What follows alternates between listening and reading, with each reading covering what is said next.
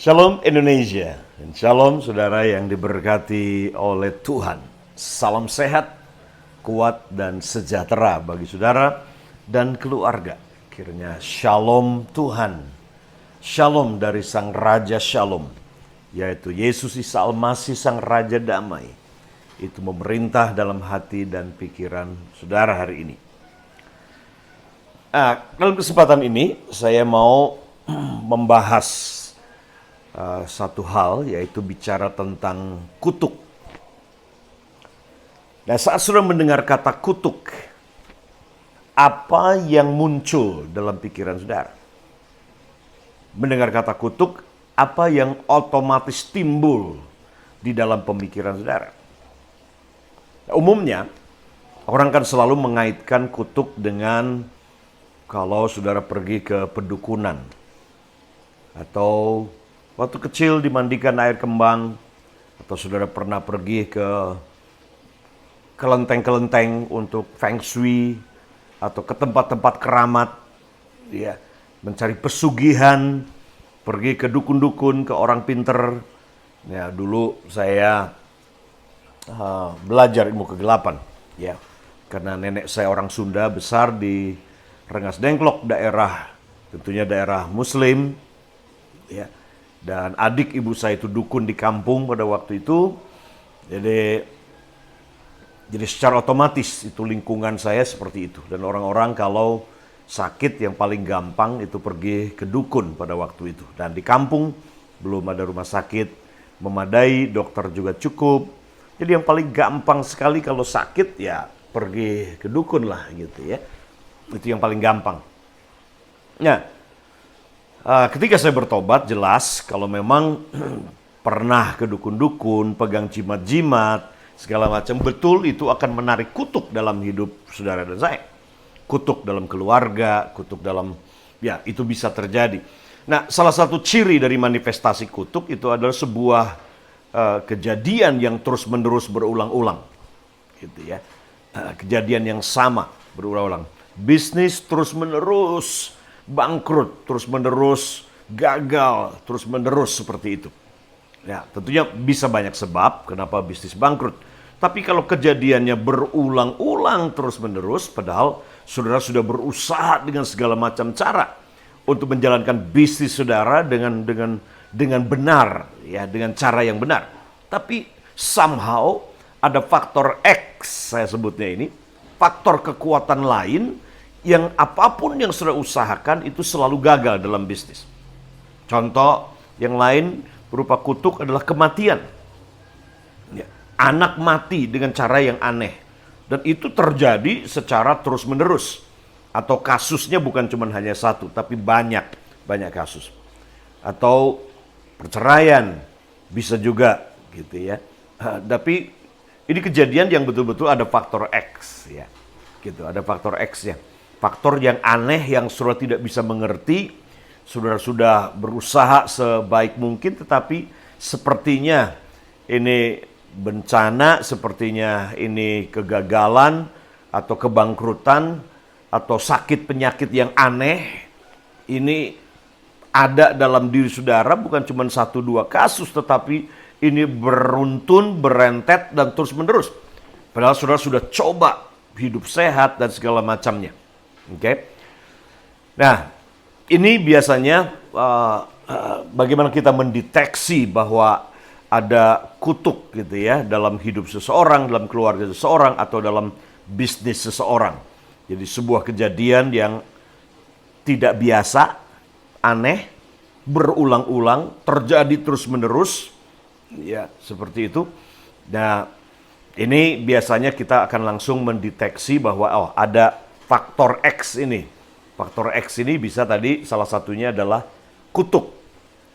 Kutuk yang diakibatkan dari tadi bisa karena sumbernya pernah ke dukun-dukun, jimat-jimat, kuasa kegelapan, pernah dimandikan, atau mengundang, menyimpan benda-benda di mana di dalamnya di situ ada ilmu kuasa kegelapan di dalamnya.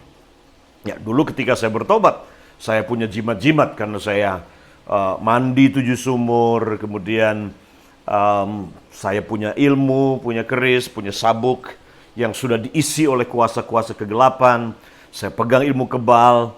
Ya, jadi ketika saya bertobat terima Tuhan, saya bakar semua benda-benda itu. Jadi itu salah satu cara yang paling umum ya. Kalau saudara memang pegang benda-benda jimat-jimat itu harus dimusnahkan, dibakar, karena itu perintah dalam firman Tuhan. Ya. Jadi dan saya bersyukur Tuhan lepaskan, Tuhan bebaskan. Tapi intinya lebih kepada ini, bertobatnya sendiri. Sebuah kesadaran bahwa ini salah, ini kuasa kegelapan, ada sebuah sikap yang jelas bahwa saudara menolak dan tidak mengingini kuasa-kuasa kegelapan ini ada dalam hidup saudara. Saudara tidak lagi mempercayai ilmu-ilmu, ya tahayul-tahayul, jimat-jimat, dukun-dukun, tempat-tempat keramat, entah feng shui, entah kepercayaan-kepercayaan timur yang lain. Ya, jadi sebuah penolakan, sebuah pertobatan yang sungguh-sungguh, yang hanya menjadikan Tuhan itu sebagai Tuhan, satu-satunya sumber yang saudara percayai, sumber kekuatan, sumber kuasa, sumber berkat, dan sumber segala sesuatunya dalam hidup saudara. Yaitu sumber kesehatan dan kesembuhan. Nah ini ciri-ciri dari kutuk begitu ya. Dan dalam Amsal pasalnya yang ke-26, saya lebih tertarik, kita ingin bicara saat ini sebuah kebenaran dalam Amsal pasal yang ke-26 ayatnya yang kedua langsung ya. Ayat yang kedua dikatakan demikian, seperti burung pipit mengirap. Burung pipit mengirap dan burung layang-layang terbang. Demikianlah kutuk tanpa alasan tidak akan kena. Demikianlah kutuk tanpa alasan tidak akan kena. Jadi banyak orang selalu yang diurusin, yang ya kalau sebuah pohon itu kita petik buahnya, yang kita permasalahkan buahnya. Kalau kita nggak suka, kalau buahnya busuk, kalau buahnya asem, buahnya kecut, buahnya digigitin ulat, buahnya kemudian tidak bagus, ya buahnya beracun, maka kita pangkas buahnya ini, kita petikin buahnya dan buang buahnya. Dan kita tidak pernah melihat bahwa buah itu hanyalah akibat, bukan penyebab. Penyebabnya ada di akar. Penyebabnya ada pada proses tadi, entah akarnya, penanamannya, atau pupuknya, atau perawatannya. Ini harus diperbaiki. Nah, sama dengan kehidupan kita. Banyak kali ketika kita ada masalah, kita ada persoalan, ya kita akan dengan mudah biasanya mempersalahkan tadi. Mempersalahkan Tuhan. Kita pikir Tuhan menghukum kita. Ya, Tuhan marah kepada kita. Tuhan mengutuki kita. Atau kita menyalahkan si iblis. Kita menyalahkan setan untuk apa yang terjadi. Dan kita berkata bahwa setan dia sedang menyerang kita. Sehingga ini kutuk ini turun dalam kehidupan kita. Ya. Ayat ini memberitahu begini. Seperti burung pipit mengirap dan burung layang-layang terbang. Nah, ada alasannya. Ketika burung pipit atau swallow, ya swallow bird dan sparrow itu burung layang-layang terbang. Ada alasannya pasti. Kenapa burung pipit mengirap dan burung layang-layang terbang? Dan kemudian dia berkata ada sebabnya, ada yang menarik, ada yang attract burung-burung ini. Nah, sama dengan seperti itu. Dikatakan ketika dia berkata demikianlah kutuk tanpa alasan tidak akan kena. Kutuk tanpa alasan tidak akan kena.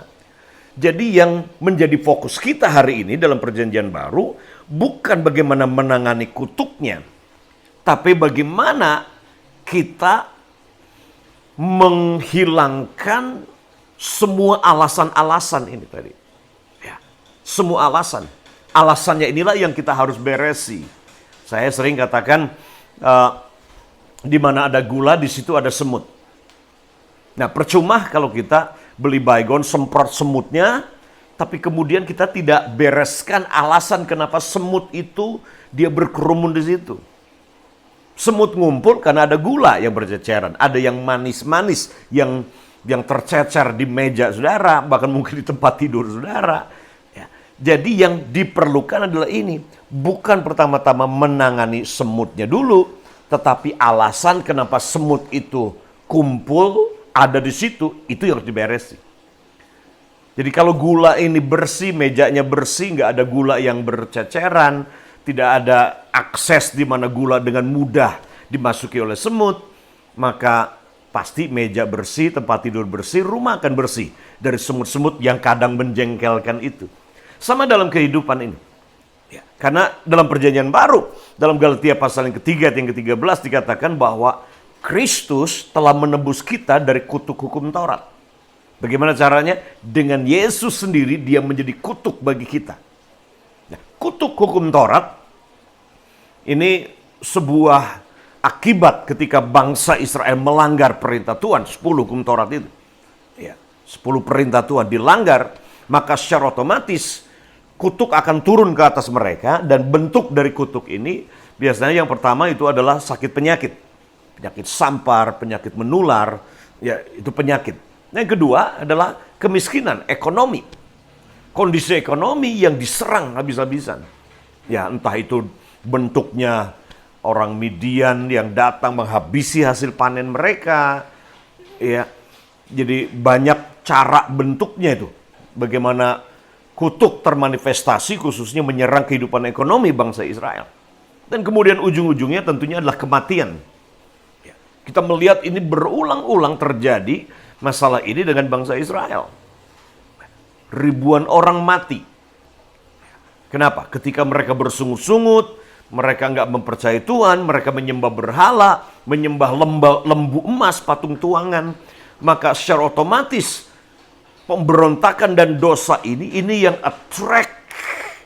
attract bencana, ini attract masalah, attract membuka pintu buat setan secara legal untuk bekerja, merusak ekonomi kita, merusak kehidupan kesehatan kita secara otomatis. Jadi ini sesuatu yang memang tadi faktor X dalam perjanjian lama, memang ini manifestasi dari kutuk dalam sebuah bangsa Israel. Ekonomi, sakit penyakit, nah ini ya penyakit menular, penyakit sampar, jadi dan berujung kepada kematian dalam jumlah massal. Kematian dalam jumlah massal. Oke. Nah, dalam perjanjian baru, Yesus dia berkata bahwa dia sudah tebus kita dari kutuk hukum Taurat ini. Dengan jalan dia menjadi kutuk. Supaya apa? Berkat Abraham turun ke atas kita. Artinya dalam perjanjian baru ini, saudara tidak perlu lagi hidup di bawah kutuk. Dalam perjanjian lama, mereka tidak punya pilihan dan mereka tidak bisa lari dari kutuk ini. Karena tidak ada jalan keluar untuk mereka bisa lepas dari kutuk itu. Kematian, mereka tidak bisa luput dari kematian. Ya, sakit penyakit, setan tidak bisa punya pilihan lain selain menyerang. Ya, kehidupan ekonomi yang berantakan, itu akan terus terjadi berulang-ulang, tetapi selalu pintunya adalah ini. Karena mereka memberontak kepada firman Tuhan, menyembah berhala-berhala lain, melanggar prinsip-prinsip kebenaran. Nah, bukan Tuhan yang mengutuki mereka. Selalu ingat ini. Ya. Tapi bersama dengan hukum, di situ ada konsekuensi dan akibat. Kamu melanggar hukum, maka otomatis kamu akan menanggung akibat daripada pelanggaran hukum itu. Nah, itu cara bekerjanya dalam perjanjian lama seperti itu. Nah, dalam perjanjian baru, yang bersyukur adalah ini. Kita tidak perlu hidup di bawah kutuk. Kenapa? Sebab Yesus telah tebus kita dari kutuk itu. Jadi hari ini kita bisa hidup di dalam kecukupan, berkelimpahan, ekonomi yang cukup diberkati, sebagaimana Abraham diberkati, sehingga kita bisa menjadi berkat bagi bangsa-bangsa. Memungkinkan untuk kita bisa hidup sehat, hidup sembuh, ya. Walaupun tentunya tidak mudah hari-hari ini untuk hidup sehat. Kenapa, saudara? Karena lingkungan di mana kita hidup. Makanan semua sudah tersentuh oleh pestisida dan kimia. Oke. Udara di mana kita tinggal, ini juga ya krisis perubahan iklim, global warming, ini yang menyebabkan kemudian oksigen semakin berkurang, pemanasan global, tanah sudah nggak begitu produktif seperti sebelumnya, ya. Jadi tidak mudah untuk sekarang kita bisa hidup sehat, khususnya dengan kondisi iklim, makanan, cuaca, lingkungan di mana kita hidup, belum lagi tingkat stres dan depresi yang dengan mudah sekali manusia begitu rentan sekali untuk stres dan kemudian depresi. Yang ini menjadi pintu masuk yang akan menyerang kesehatan fisik dan kesehatan tubuh kita. Tapi dalam perjanjian baru, sangat mungkin kita hidup dalam kesehatan, kesembuhan, berkat kecukupan dan kelimpahan, dan hidup dalam kehidupan yang kekal sekarang ini.